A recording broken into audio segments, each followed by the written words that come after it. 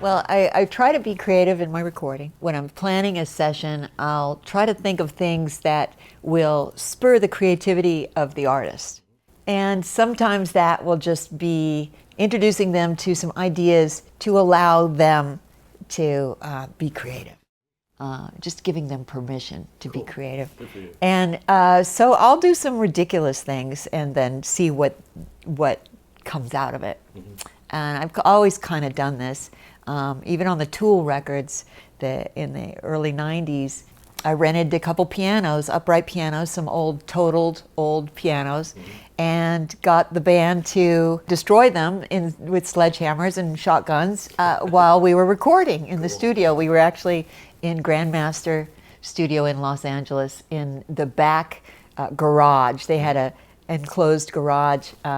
And so we set up these pianos back there, and the owner of the studio said, "Go ahead, you can shoot." And the Tool record, it was the song "Disgustipated" was the song that we destroyed the pianos. But these kind of things work for all kinds of sessions, and sometimes the recordings, the ideas, the actual recordings work out, and sometimes they don't.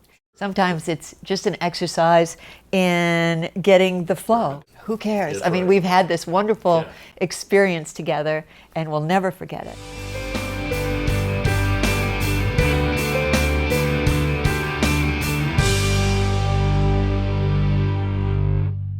I have so many juicy stories.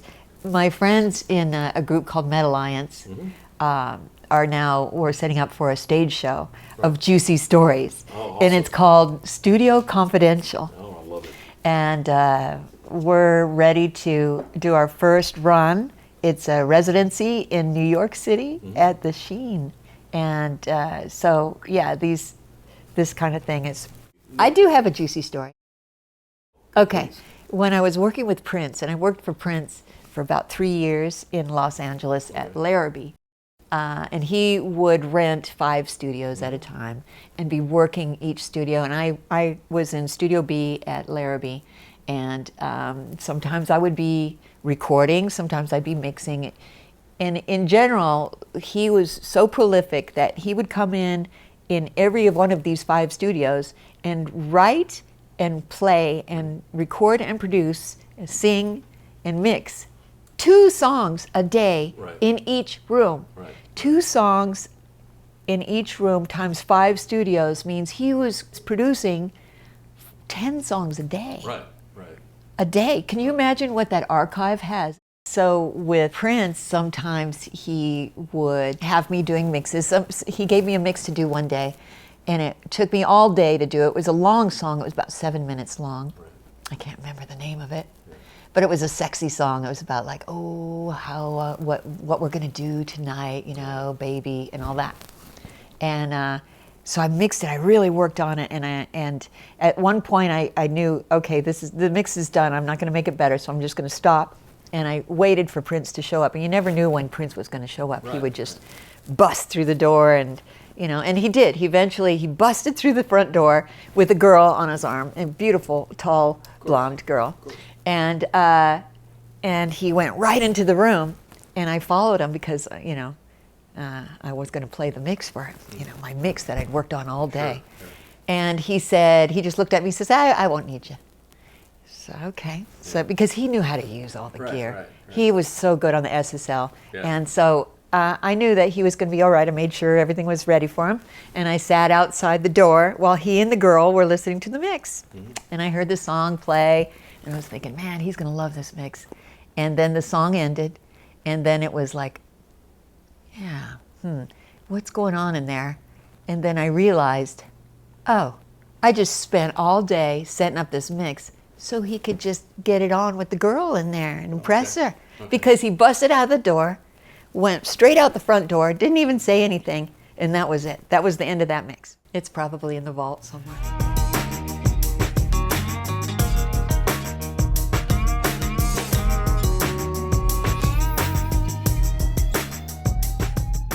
Well, it's about crafting a session to be an experience that first of all, the musician will never forget, a positive experience, I hope, and that the results of the recordings also reflect that feeling. And that I think that when you craft an experience like this, let's say I put that musician in a special room. Let's say to get a certain performance, I want to put that musician in a crawl space where they're so confined. How are they going to sing, and what kind of performance are they going to give you? You know, so that's a crafting an experience. Cool. You could take that same singer, put them in a cathedral. Right. Okay, now let's you're going to get a completely different performance. Most definitely. Yeah. And that's different than being in a traditional studio with a booth with RLX. You know, out of phase. Yeah, it's just. I want to make it an experience that is reflected in the music, and the feeling is imprinted into the music. There was an artist named Animal Alpha with a singer, Agneta, a Norwegian group. They came over to do a record with me in Weed, California, at my studio called Radio Star. And the singer was really dynamic on stage. I'd seen her in Norway playing on stage. So the band Animal Alpha came to Weed to work with me, and the singer, Agneta, was a bit shy in front of the microphone. Whereas on stage, she was a monster. She was ripping her pearls off and throwing them in, spitting them, just like, oh, she was amazing. So I thought, well, why don't I just put up a dummy camera?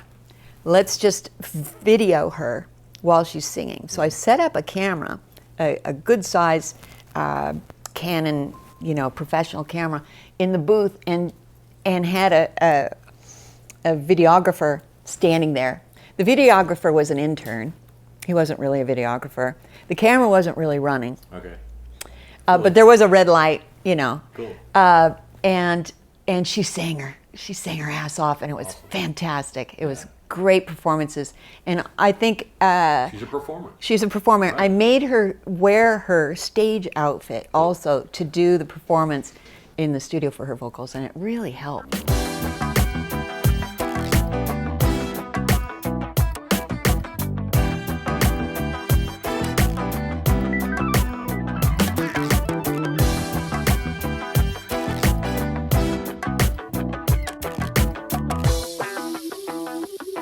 Well, being in the music industry for a good amount of time, there's so many stories that we all have, and there's stories about bad behavior, which we all love to share. Sure. But then there's also stories about how famous records were recorded in special techniques and unusual things that you would have never known. Right. Like some producers might put a bunch of ball bearings and silverware inside a snare drum and put the snare on top and tighten it all down so it's all rattly, so when you hit it, it goes and it has a special sound. That's a story that I collected from another producer.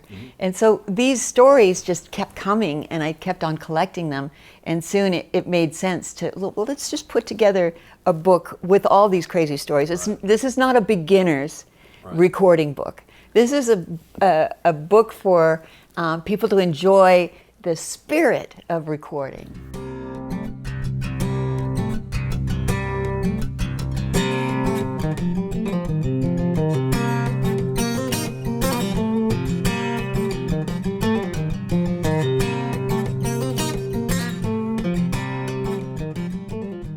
Well, I use the DAD for several jobs.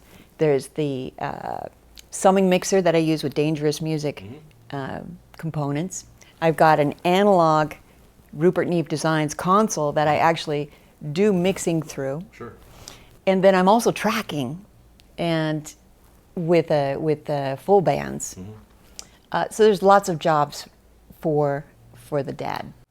It goes from analog to ADAT, to ASEBU, Thunderbolt, Dante. It just goes on, and I'm able to use all these protocols at the same time. I'm able to do anything that I want to. I mean, I've got a studio with more than one console. I'm able to access all the consoles at the same time, any kind of line inputs. At the same time, I'm sending out to the headphone system through Dante, and also driving the summing mixer through the ADAT.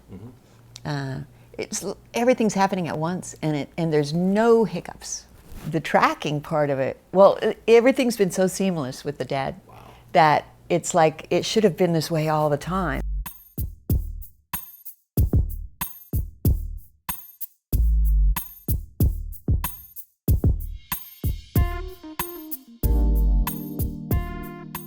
Oh man, I would like to see the DAD become more portable. If there's a portable way of using the interfaces, that would be a really big thing.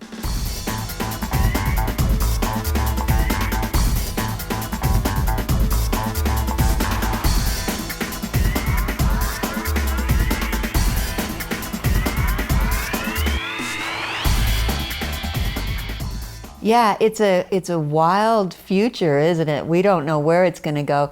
The specter of AI is challenging everyone to think of new ways to use AI to make better music. Now, we don't want to replace the musicians, or do we? Yeah. You know, but it's a tool. It will be a tool. I think that for most of us, the creativity is still up here. We're not going to get a lot of creativity out of the AI as much as we could if we interface with the AI. Right. So it's going to be a partnership. I like the idea that the AI will be a new assistant that we'll be able to ask it to do things, and we'll be able to get there where we want to be faster, easier, cheaper, better. We'll see.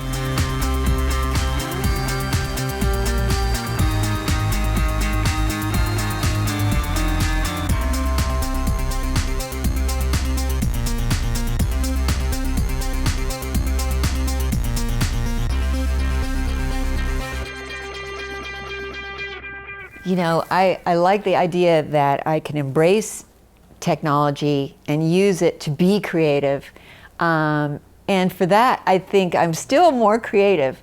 I've managed to surround myself with equipment that doesn't get in the way. Yeah, cool. So unless I want it to get in the way. Sure. And some of this really old equipment does take some time to finesse, to get to cajole to work. Yeah, we have some stuff, but I don't want the interface or any of the newer recording equipment to get in the way of the process at all. And I've managed to set it up using this DAD so that it's really seamless. Yeah. I just work on my workstation here with my, on my monitor, and I have access to everything in the room from my sweet spot.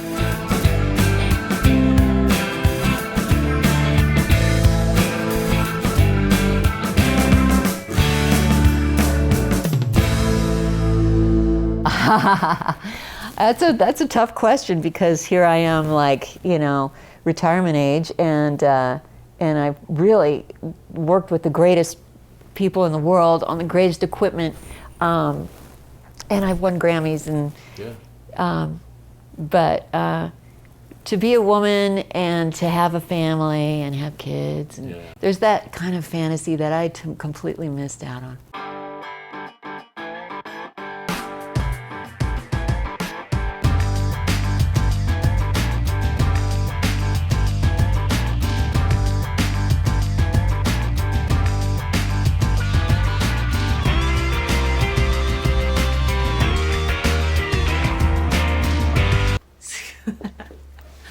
It's good stuff.